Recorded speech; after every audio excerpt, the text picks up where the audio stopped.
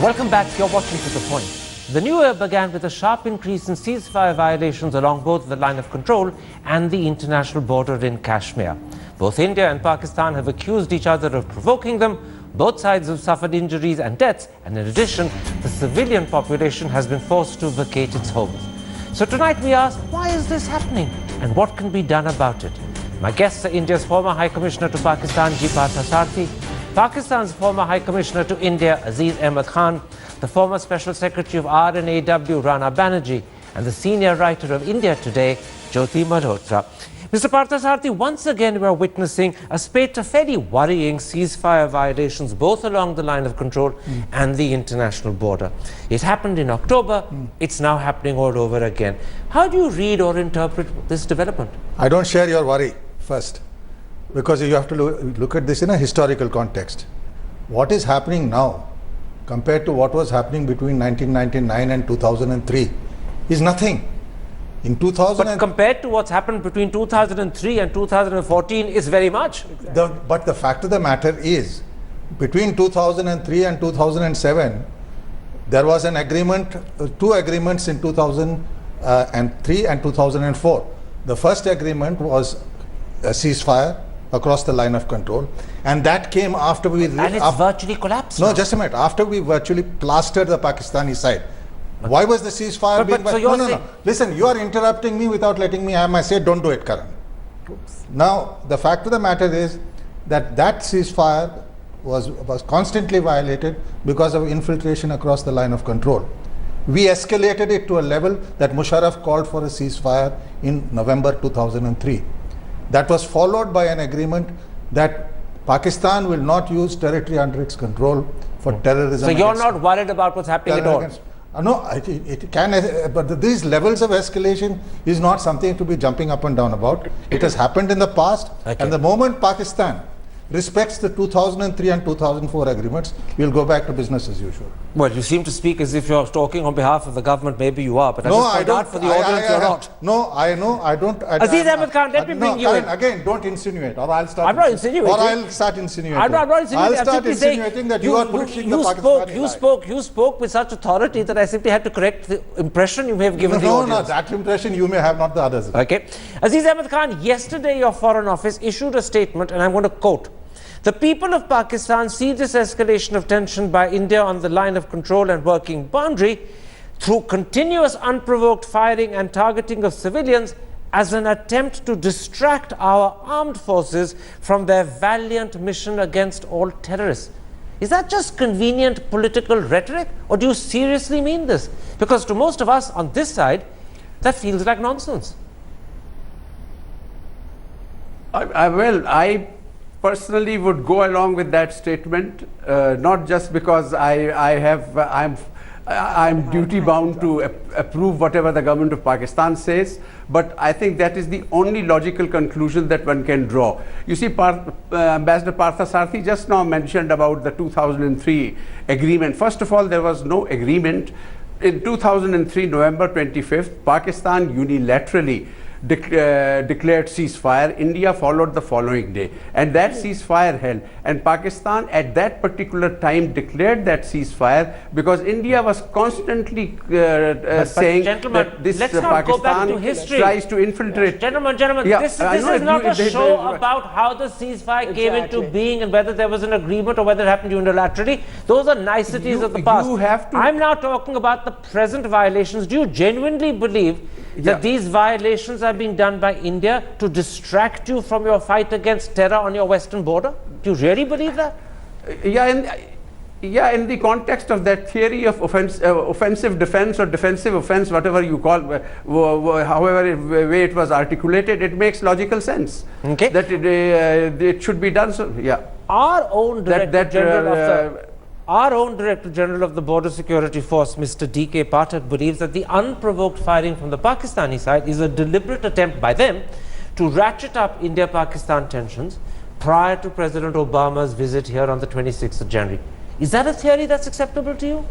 Karan, before I answer your question, I do want to say that both Mr. Parthasarathy on my left, who is a former Indian High Commissioner to Pakistan, and Aziz in Pakistan, who is a former Pakistan High Commissioner to India, are yesterday's diplomats. I'm sorry, but I think 10 years ago, whatever happened, good, bad or ugly, whoever did it, that ceasefire has held for 10 long years, from 2003 to 2014. And I think it's a really sad day that we can now, at the cost of human lives, at the cost of innocent lives, both on India's side as well as in Pakistan, that this ceasefire seems to be crumbling. I accept that. But what about Mr. Pathak's theory that Pakistan is doing this to ratchet up tensions before Obama visits India?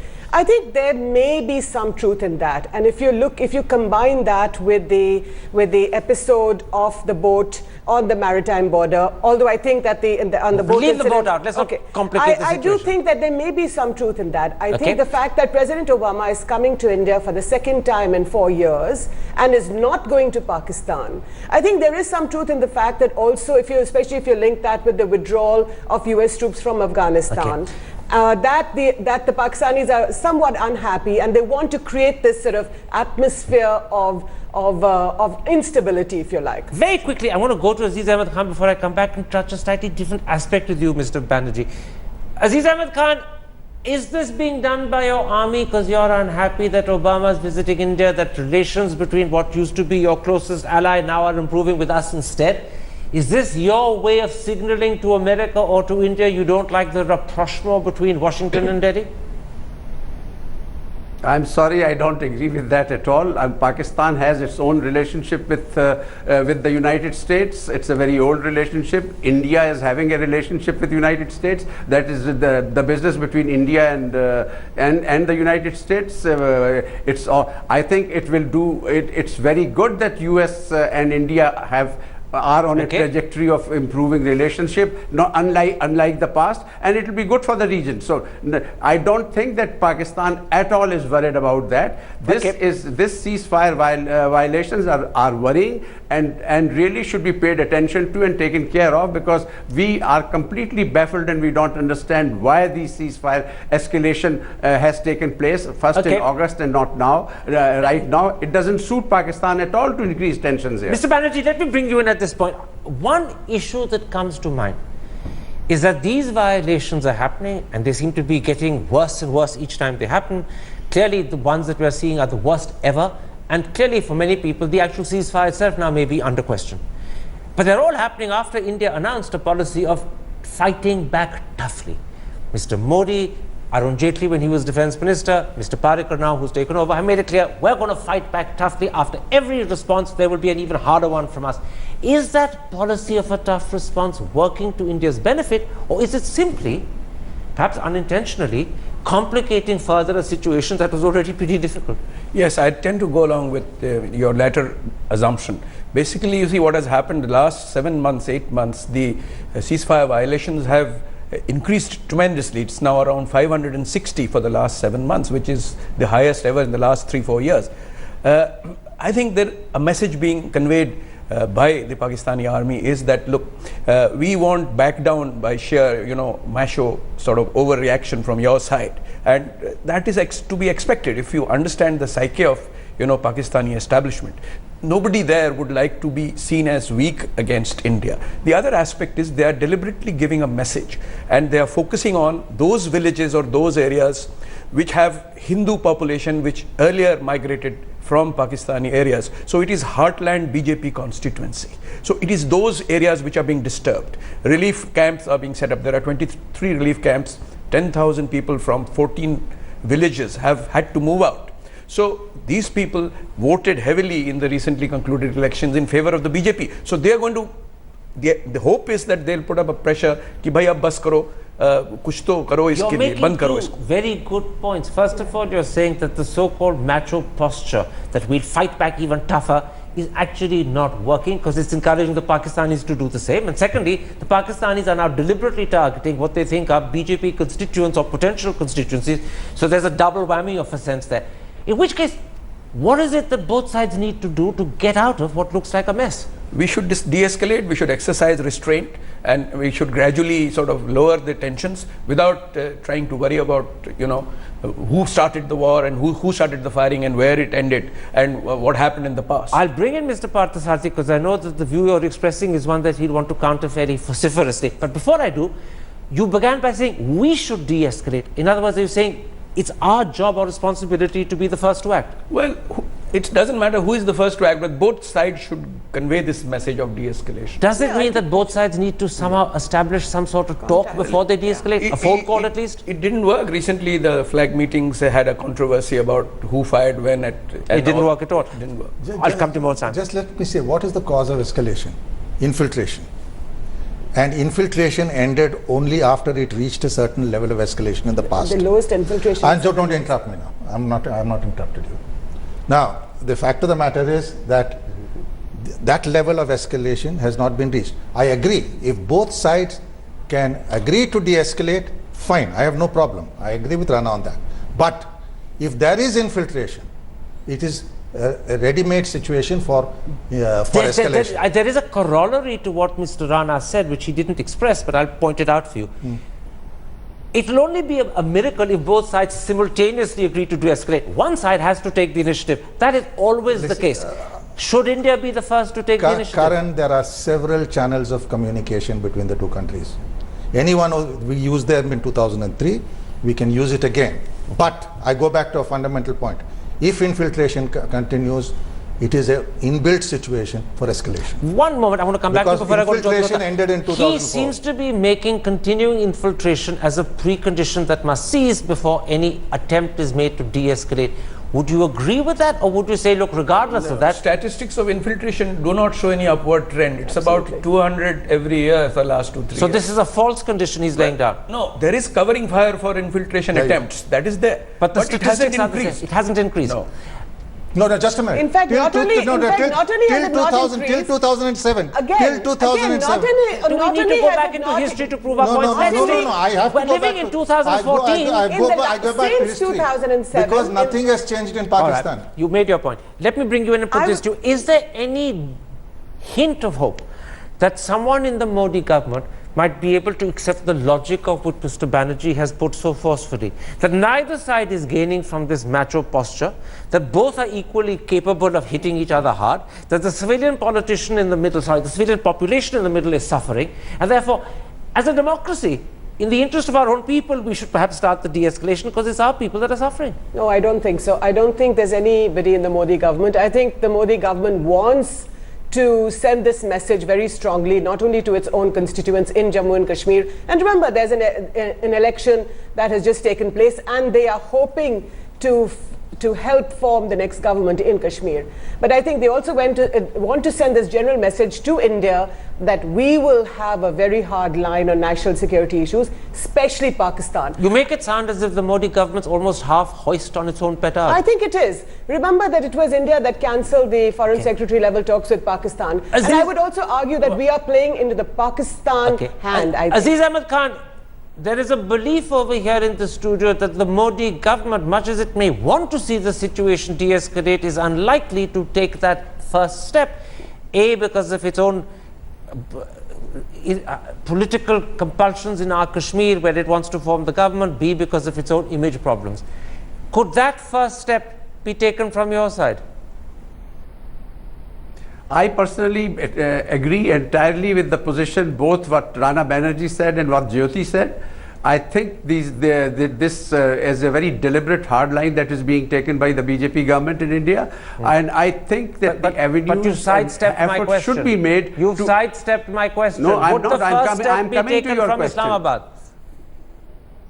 No, listen, the DGMOs can be in touch with each other. They have a hotline. They should get in touch with each other, discuss the situation and de-escalate. Okay. I can assure you that from Pakistani side, there will be total willingness to de-escalate. We are not at all interested in escalating the situation there at the moment. We have the army, Pakistani army has its hands full. Mr. Banerjee, you are the one who brought in this very important note, that it doesn't serve either people, either party, either country's interests to keep being macho. It's the civilian population in between that dies. How then, if you were asked for your advice, should the government go about it?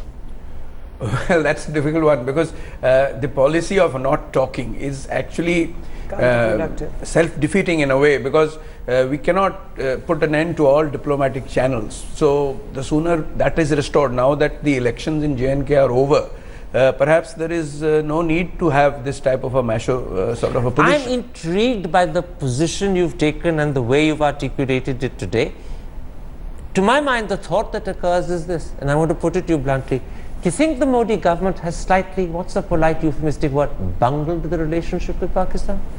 I wouldn't go as far as that, but like in the beginning there was a sort of attempt to convey a more tough posture than the previous government, but which was all very well. But then, as I said, the complete choking up of your diplomatic channels Was a mistake? should not have been done. Should not have been done. All right. That suggests to me it was a mistake, even if you won't use the word. I know you disagree. No, You agree? no, I agree that you should keep your channels of communication open. Have we kept them open? Yes, there's the DGMOs can talk, as he said, that's not closed. But what I'm saying is, it does not matter who de-escalates first. That's Tweedledum and Tweedledee. If infiltration continues, and I don't agree with Rana that 200 is a small sum. 200 can kill 4,000 Indians. So, you know, as long as that infiltration comes down and stops, this will stick, like it stuck for 4 years. But the moment they resume playing games, it will pick up again. Journalists are very good at looking into the crystal glass. What do you see when you look into yours? I'm quite dispirited, Karan, and I think that Atal Bihari Vajpayee, I think Modi, who has a long, who's taking a long view of his own sort of reign in power, I think he should really follow what Atal Bihari Vajpayee did with Pakistan, which is, and Partha knows, when Atalji went to Pakistan in January 2004, he shook hands with Parvez Musharraf. And I think today what we're doing is we're playing into the hands of the Pakistan hardline establishment. But I want to stop with that. I want Aziz Ahmed Khan, regardless of what you may criticize me, to have the last word. Aziz Ahmed Khan, you look into your crystal ball and tell me in 20 seconds only how you see the future.